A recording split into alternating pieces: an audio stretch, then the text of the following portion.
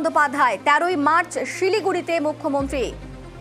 আরো একবার জানিয়ে রাখি, আবার উত্তরবঙ্গে মমতা বন্দ্যোপাধ্যায় 13ই মার্চ শিলিগুড়িতে মুখ্যমন্ত্রী। ঠিক কি কর্মসূচি রয়েছে আমাদের সঙ্গে সোমরাজ রয়েছেন, প্রতিনিধি সোমরাজ বলবে। সোমরাজ, কিরকম কর্মসূচি রয়েছে মুখ্যমন্ত্রীর? দেখো, যেটা সূত্র মারফত জানা যাচ্ছে, মুখ্যমন্ত্রী মমতা বন্দ্যোপাধ্যায় 13 তারিখ শিলিগুড়ির কাওয়াখালী ময়দানে সরকারি প্রশাসনিক সভায় যোগ দেবেন। মূলত উত্তরবঙ্গে জেলার একাধিক প্রকল্পের উদ্বোধন ও শিলান্যাস করবেন মুখ্যমন্ত্রী মমতা বন্দ্যোপাধ্যায়, তেমনটাই সূত্র মারফত জানা যাচ্ছে। শিলিগুড়ির কাওয়াখালী ময়দান, যে ময়দানে গত শনিবার অর্থাৎ গতকালই প্রধানমন্ত্রী নরেন্দ্র মোদী সভা করেছেন, সেই মাঠেই এই সভা হবে বলে সূত্র মারফত জানা যাচ্ছে।